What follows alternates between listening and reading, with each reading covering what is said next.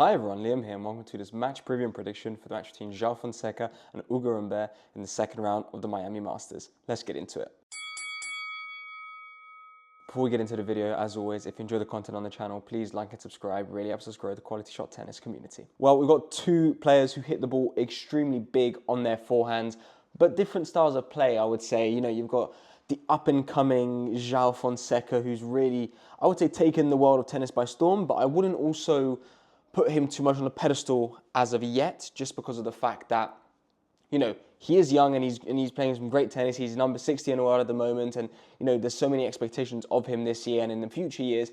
But when we compare him to someone like Mira Andreeva, who, you know, 17 and won back-to-back Masters, and the last one that she won, I mean, beating on the way Rybakina, Svitolina, Sabalenka, Swiatek, all these players, you know, not to be underestimated. So, you know, there's different levels of hype we need to put around players, but Joao Fonseca definitely is someone who I think in 1, 2, 3 years' time is going to be, you know, there in that top 10 and really just controlling opponents from start to finish in matches and in the tournaments week in and week out. He had a very interesting matchup, obviously, in the first round against the Lerner team. And Lerner, obviously, you know, he's one of those players who we didn't expect much of this season coming into it, and he surprised us quite a bit. And it's good to see that although he lost that match in 3 sets against Joao, that he really put up a fight right until the end. I think it's one of those matchups which we're going to see a lot more in the future. Two players who have a lot to bring to the world of tennis, and two players who really, you know, aren't to be underestimated going forward. Joao looked extremely solid to start that match against Lerner, went up a break quite quickly. Then obviously Lerner broke back, and then it got close, tight, you know, towards the end of the first set. And then in the tiebreak, Joao Fonseca's level sort of really dipped whilst Lerner kept himself consistent.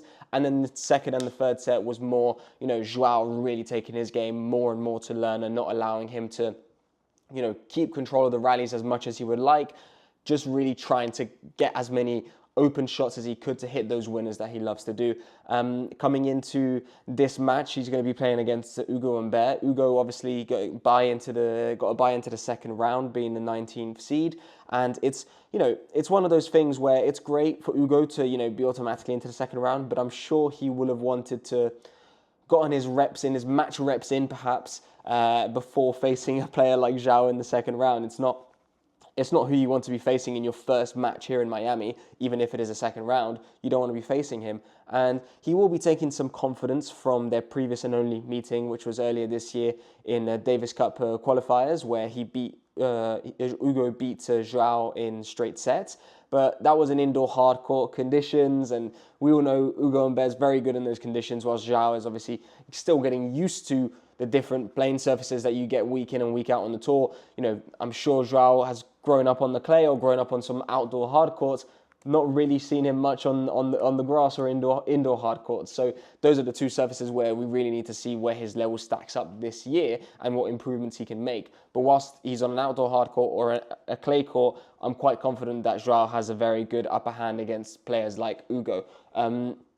Coming into this one, you know, you would say on a normal day-to-day situation, you'd say, okay, well, you know, Ugo's a lefty, so he can really sort of make it complicated for Joao because he's not really used to that, blah, blah, blah. But if you think about Joao's last 2 matches on the main tour, not on the Challenger Tour, we're talking about a loss to Jack Draper, who's a lefty in Indian Wells, and a win against Lerner, who's a lefty in Miami. So his last 2 official main draw tournament matches on the ATP Tour have been against lefties. So he's gotten good preparation, you know, coming into here. And I would say Joao is definitely ready for this fight. Ugo, as I said, will probably, you know, wanting to have, you know, maybe had a first round match, maybe not have had the bye or had an easier second round opponent. But in my opinion, I think this is Joao's opportunity to get himself into the third round here in Miami, showcase his improvements continuously. He's got a great supporting fan base here as well. And, you know, in those conditions, it's really going to be hard to beat Joao when he's got the crowd behind him, the motivation, the conditions in his favour not being in an indoor hard court as they were in their last meeting, and already having come through a lefty in the first round. He's going to be used to those sort of ground strokes. He's going to be finding his rhythm, and I think he's going to be finding his way into the third round here in Miami.